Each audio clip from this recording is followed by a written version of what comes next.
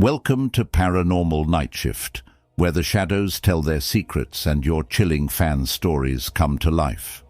I'm your host, Gideon, guiding you through the unexplained, the eerie, and the downright hair-raising. Before we dive into tonight's story, I've got something special for you. Visit paranormalnightshift.com to claim your free copy of The Birth of Dimensional Desperado, the first ebook in our Dimensional Desperado series. Discover how Buck Shadow Sheriff Freeman's journey into time-traveling paranormal adventures begins. Don't miss out. Now, let's get back to the darkness. Tonight's tale comes from one of our listeners, Catherine, and it's titled The Haunted Dolls. Get ready to be pulled into the unknown.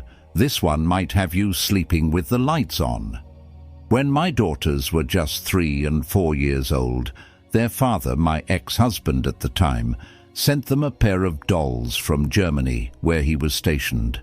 They were beautiful dolls, dressed in intricate outfits, with painted porcelain faces, the kind of dolls you almost hesitate to give to children because they seem more suited for display.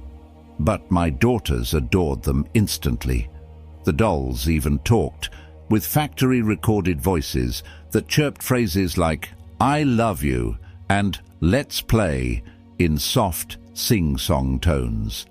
At first, they were just toys, nothing special beyond the joy they brought my little girls.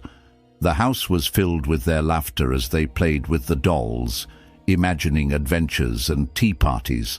It felt like any other day when they came running to me, their faces pale and eyes wide. "Mummy!" my 4-year-old exclaimed, clutching the doll to her chest. "It said your name!" I blinked, not fully processing what she was saying. "What do you mean it said my name?" My 3-year-old chimed in, her voice shaky. "It said, 'I love you, Pella.'" The name hit me like a cold wind. Pella wasn't just any name. It was my childhood nickname, something only a handful of people from my past knew.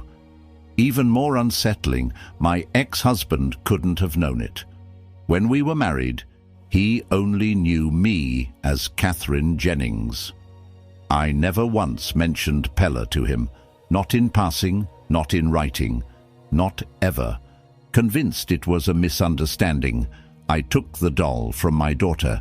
"Let's see," I said, trying to sound calm. I pressed the button on its back and cycled through its pre-recorded phrases. And then I heard it. "I love you, Pella," the doll said in its cheerful, mechanical voice. My heart dropped into my stomach. I played it again, then again, my hands trembling. The name was unmistakable, and it wasn't part of any standard recording. I grabbed the other doll and went through its phrases, but nothing unusual came out. Only this one spoke my name. That night, after the kids went to bed, I decided I couldn't deal with the doll anymore. I removed its batteries and placed it on the top shelf of the closet in the girls' room. It was high enough that they couldn't reach it. With the doll out of sight, I tried to convince myself that maybe I was overreacting. But a few days later, everything escalated.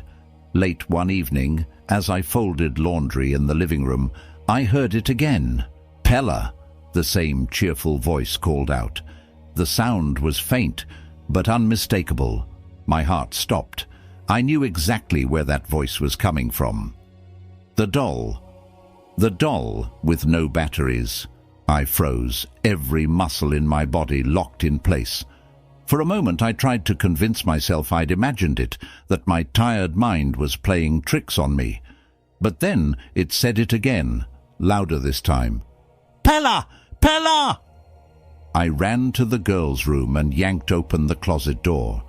There it was, sitting exactly where I had left it.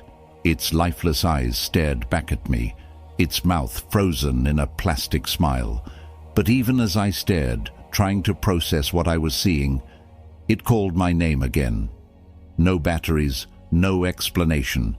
just my name, over and over. That was it. I couldn't take any more. I grabbed the doll, shoved it into a trash bag, and carried it straight to the dumpster outside. I told myself it was over. The doll was gone, and so was the terror that came with it. But I was wrong. A few weeks later, the second doll, the one I had thought was safe, started acting up. At first, it was silent. I thought maybe the batteries had died, but I didn't bother replacing them. Then, one night, while I was sitting in the kitchen, I heard it speak. But this time, it wasn't the cheery, high-pitched voice of a toy. "I love you, Catherine Jennings," it said in a deep male voice. "Will you marry me?" I froze, my blood running cold. It wasn't my ex-husband's voice, and it wasn't a voice I recognized. Worse, I hadn't gone by Catherine Jennings in years. After the divorce, I had started using the name Bellamy. No one in my current life knew my maiden name. The doll spoke again, repeating the phrase, "I love you, Catherine Jennings. Will you marry me?" I couldn't breathe. My hands shook as I grabbed the doll and held it at arm's length, its unblinking eyes staring back at me. The voice was deliberate, too human and far too personal. I didn't think twice. That doll joined the first one in the dumpster, this time wrapped in layers of garbage bags. I didn't want any chance of it making its way back into my home. For months, I couldn't shake the fear that had taken root. I kept the lights on at night, jumped at small sounds, and avoided talking about what had happened. My daughters, too young to fully understand, soon moved on. But I couldn't. The dolls weren't just toys. They were something else entirely, something that knew too much about me. To this day, I have no explanation for what happened. All I know is that I'll never forget the sound of my own name coming from something that had no business knowing it. And I'll never, ever trust a talking doll again. And that wraps up this thrilling journey into the unknown. Catherine, thank you so much for sharing your incredible story with us.